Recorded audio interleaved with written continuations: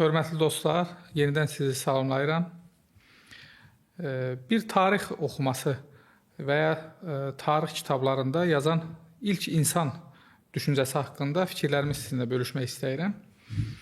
Bugün məktəblərdə, xüsusən Azərbaycan məktəbləri özəlində, ümumən isə dünyanın bir çox məktəblərində tarix kitabının ilk səhifələrində siz ilk insan haqqında məlumat almış olursunuz. Və bu ilk insan təqribən 200-300 min il bundan əvvəl yaşadığı və Afrikada məskun olduğuna dair məlumat yer almaqdadır ki, və bu insan da Homo sapiens adlanır. Və sonra tədrici olaraq bu insanın daş dövründən, cilalı daş dövründən, mağara dövründən və s. keçərək bir növ təkamül göstərərək müasir insana çevrildiyini və ya təkamül etdiyini şahid olursunuz. Amma təəssüflər olsun ki, bizim bu yəni kitablarda yer alan məlumatlar əski yəni materialist düşüncənin bir davamı mahiyyətində hələ də kitablarımızda öz yerini qorumaqdadır. İki məsələdə biz bunun əksi ilə qarşılaşırıq. Birinci o məsələdə ki, əgər qədim insanlar sivilizasiya baxımından, yəni elmi tərəqqi baxımından əgər çox geridə qalmış insanlar idisə, onda necə olur ki, qədim abidələr çox daha mükəmməl və çox daha uzun ömürlü, yəni dəqiq, hətta vaxtı bilinməyən uzun ömürlü abidələrlə qarşı-qarşıya gəlirik. Əgər onların əlində belə bir texniki imkanlar yox idisə, belə bir vasitələr yox idisə, onda bu abidələr necə yarana bilərdi deyə birinci sual qarşımıza çıxır. Ümumiyyətlə, bu kitabı oxuyan şagird İlk bu sualı verir. İkincisi isə dini mətndə qarşımıza çıxan Həzrəti Adəm surəti yenə də bu iddiaları təkzib eləyir. Yəni, araşdırmalar, tədqiqatlar və dünyanın bir çox yerində, bir nümunə olaraq deyimsə ki, dünyanın bir çox yerində olan bu ehramlara diqqət eləyin, piramidlərə diqqət eləyin.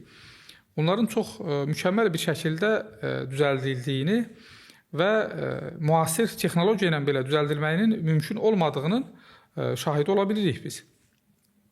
Eləcə də dediyimiz kimi dini mətinə əl aldığımızda biz görürük ki, Allah-u Teala deyir ki, İnnə xaləqnəl insənə fi əhsən təqvim. Yəni biz insanı ən gözəl şəkildə, ən gözəl surətdə xəlq etdik deyir. Və eləcə də Həzrət Adəmin suhuflarının olduğu, yəni səhifələrinin olduğu və o səhifələrlə, yəni səhifələr Allahdan vəhiy şəkildə ona gəlmişdi. Onlarla əməl elədiyi şəklində çox sağlam dini dəlillər var. Yəni Qurani dəlillər var bunlar. Eləcə də biz Həzrət Süleyman haqqında məlumatlar əldə edəndə və ya Həzrət Nuh əleyhissalam haqqında məlumatlar əldə edəndə kitabda yer alan bu məlumatların əslində bizim inancımızla örtüşmədiyi və müasir arxeoloji qazıntıların bunun əksinə getdiyini çox bariz şəkildə şahidi ola bilirik biz. Elə isə belə bir fikir ortaya çıxır ki, əgər sizin ümumiyyətlə zid fikirlər ortaya çıxanda qərar vermə mexanizmanız necə olmalıdır? Yəni, biz şagirdlərə və ya ümumiyyətlə nə tövsiyə edə bilərik ki, bizim qarşımıza iki zid fikir ortaya çıxıb, biz bunun hansını seçməliyik? Yəni, bizim qıstasımız nə olmalıdır? Ölçümüz nə olmalıdır?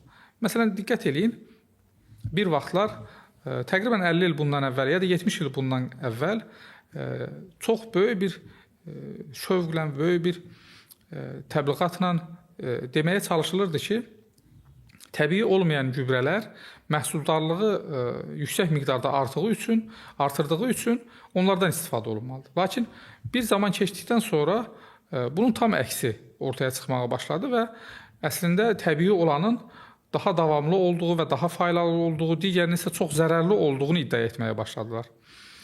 İki zid fikir. Və başqa bir misal verim sizə. Yəqin ki, rast gəlirsiniz, tez-tez dırnaqarası tibb mütəxəssisləri israr və inatla xüsusən süd məhsullarının çox zərərli olduğuna dair çıxışlar etməyə başlayıblar və ya duzun zərərli olduğuna dair çox, yəqin ki, sizin də qarşınıza çıxır. Elə isə burada bizim ölçümüz dediyim kimi nə olmalıdır?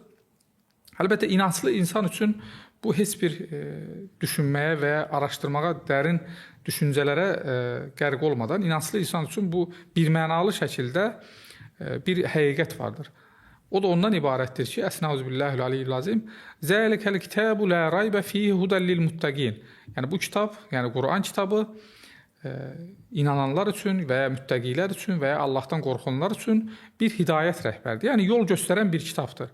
Əgər Allah Taala çox bəsitdir, bir məsələdə əgər qadağan olunduğuna dair hər hansı bir əlimizdə bir dəlil və ya sübut yoxdursa, demək ki, onun təbii olan bütün qadağanlığı olmayan və təbii olan bütün məhsulların istifadəsi sərbəstdir. Yəni bu məsələdə birinci öncəliyimiz düşünürəm ki, bu olmalıdır. Eləcə də ilk insan mövzusunda bir daha təkrar edirəm.